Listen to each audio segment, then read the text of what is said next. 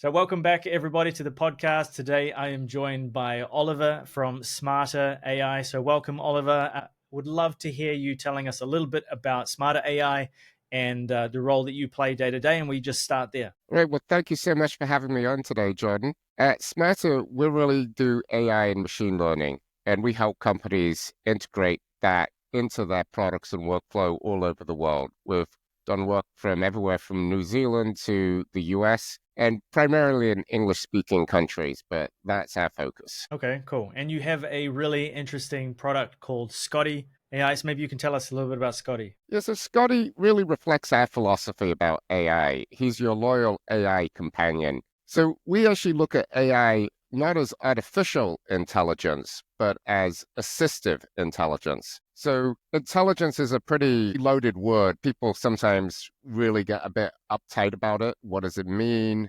How can you measure it? How can you tell you have it? And I think it's a very difficult thing to understand. When we look at these AI systems, we do think they're intelligent, but they're very different from human intelligence. So when you combine that with humans, we think you get something special. You get more than the sum of the parts in some sense. It's really quite a unique combination. And that's why we really want people to think of AI as assistive intelligence to help people actually do more and see more. Okay, nice. I like that, assistive intelligence. And so who do you find that you guys serve the best at smartR? Well, ever since we got going, our focus has always been on producing private models that people can run locally. So not too surprisingly, we end up with a lot of clients that are really concerned about data and the privacy of their data. So, for example, we have people in aerospace and defense, we have people in medical, we have people in education. So anyone that really does not want or cannot be spewing their data all over the internet to gosh knows what engine and someone doing stuff with that data. So we really specialize on making sure that our clients have complete control over that supply chain of their data and everything that's happening to it. So that's really where our primary clients are. Okay.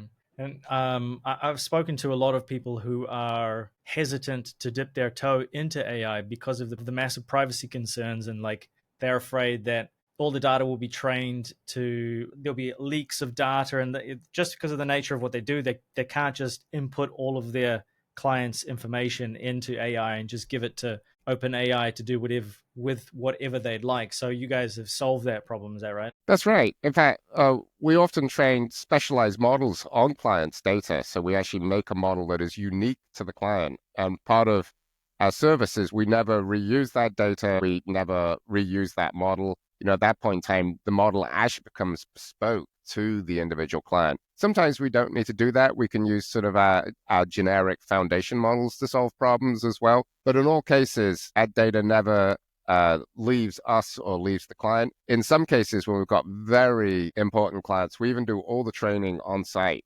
Data never leaves that building. Everything stays on site. Oh, wow.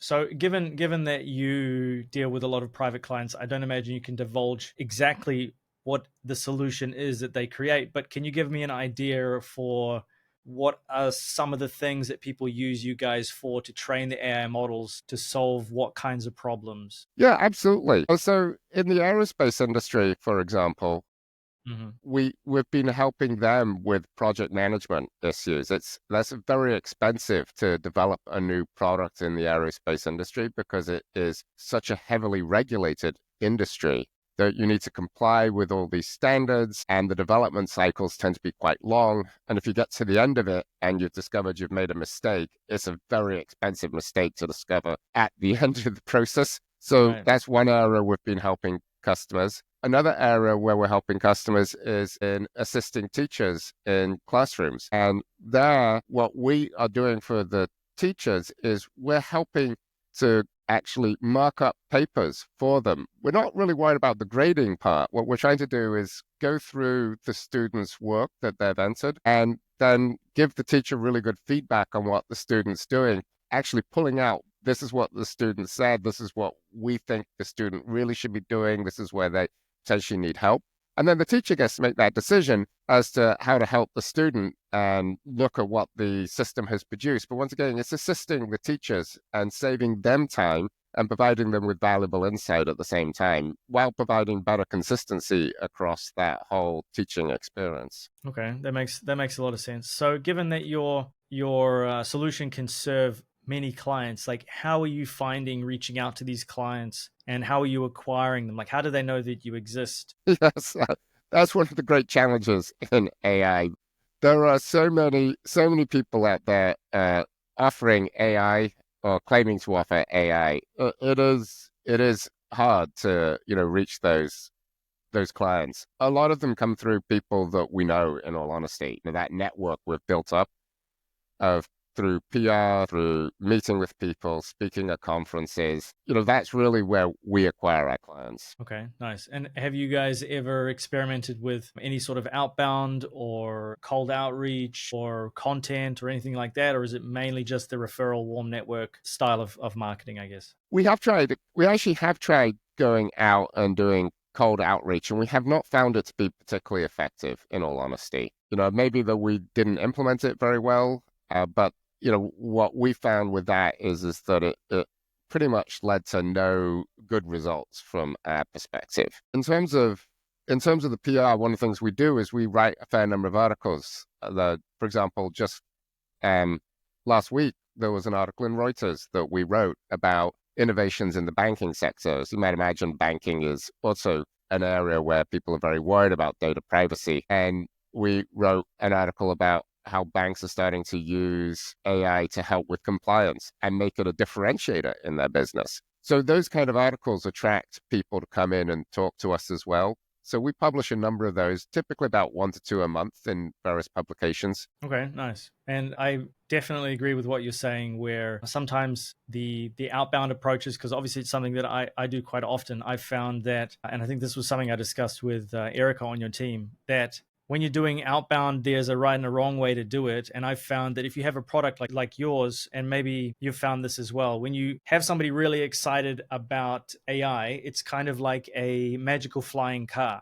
They get really excited about it and the prospect of the future of a magical flying car. And then you ask them to trust the magical flying car and sit inside the magical flying car, and they won't come anywhere near it because they don't trust it.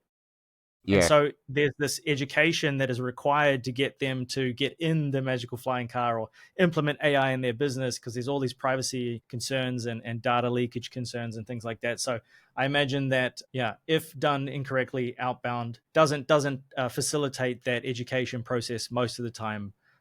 Is that what you've found?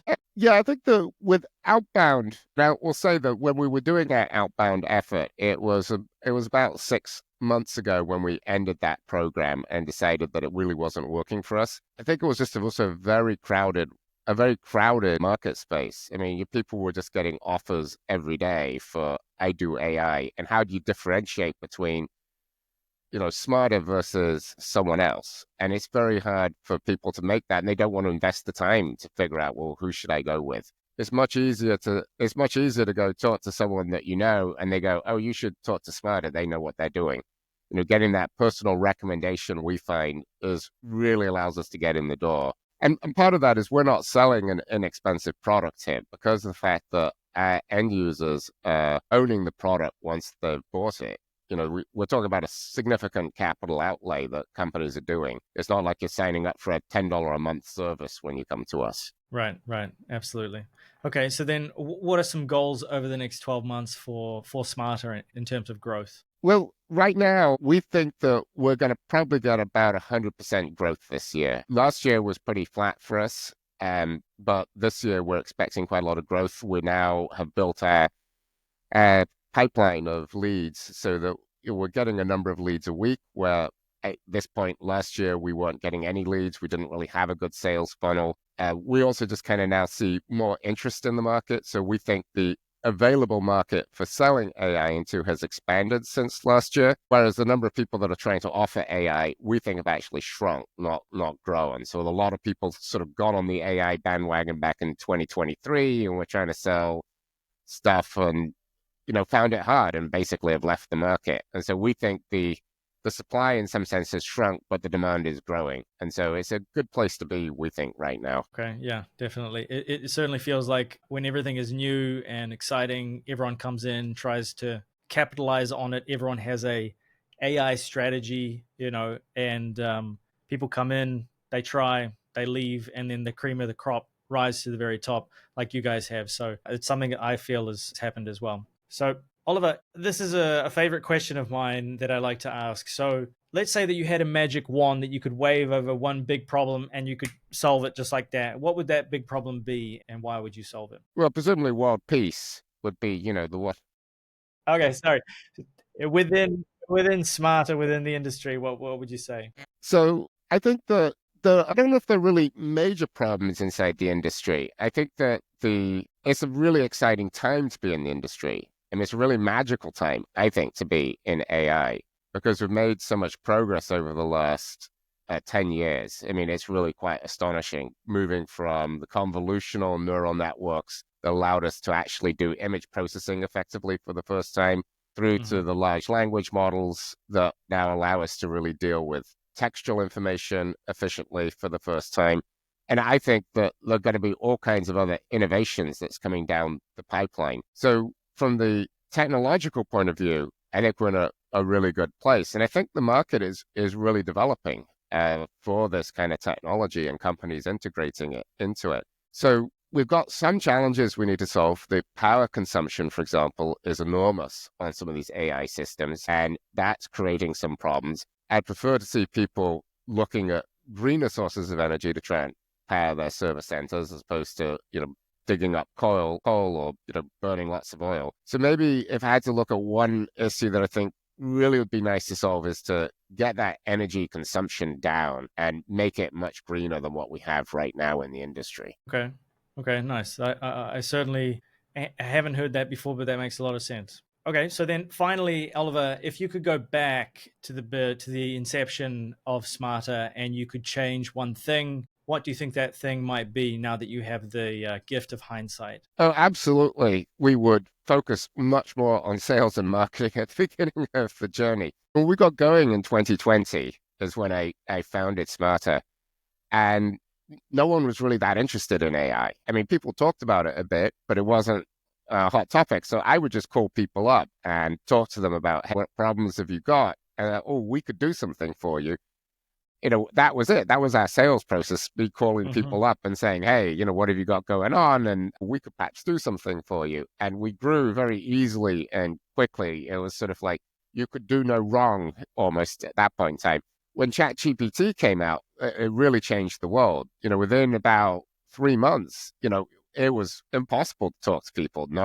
Everyone was then getting deluged with calls. And it was Hmm. then that I go, okay, we've got to change something. And then I had to start trying to figure out how to really sell and how to really market the company. Whereas if we'd started that back in 2020, building that kind of a pipeline would have been in much better shape when ChatGPT. Yeah, yeah, really good insight. I find that a lot of people that I speak to, they focus on the product, they focus on everything except the sales and marketing and expect that if they just build it, people will come. And unfortunately, oftentimes that's not the case. Even if you have a world-class product, you need sales and marketing. But thankfully, that's why people like me exist. So I So you're going to definitely solve echo that all my sentiment. problems this year then. Well, yeah, maybe we can talk about that after this and see. But look, Oliver, if people want to connect with you and they want to check out Smarter, like where can they go and how can they connect? So our website is smarter.ai with no E in it. We can't spell apparently.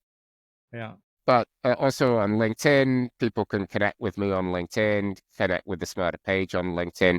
And one of the fun things we also do, I think is actually launching this Wednesday, is we have a game we play called SCOTi Charades. And this is a Hmm. twist on the old version of charades. So, the old version of charades, someone gets the concept and they have to act it out and people have to guess. Well, here, what we do is we have an AI generated image, and you have to kind of try and guess what on earth was the prompt that created this weird image. And Hmm. a lot of the images, for whatever reason, focus a black leopard in them, but you get unusual scenes. And if you manage to come up with the funniest, cleverest idea for what created it, you win a prize and you can come claim your prize in Edinburgh, which is a nice meal out with Smarters. Okay, very cool. I like that concept. We I encourage might, I might. everyone to come play it. Awesome. Well, I'll link. I'll leave links to everything in the description. So make sure you guys go and check out Oliver and the stuff they're doing at smarter.ai. AI. But look, I really appreciate the time and the insights today, Oliver. I think you shared some really interesting things that I've not heard before, so I appreciate that. And thank you guys very much for watching, and we'll see you in the next video. And thank you, Jordan.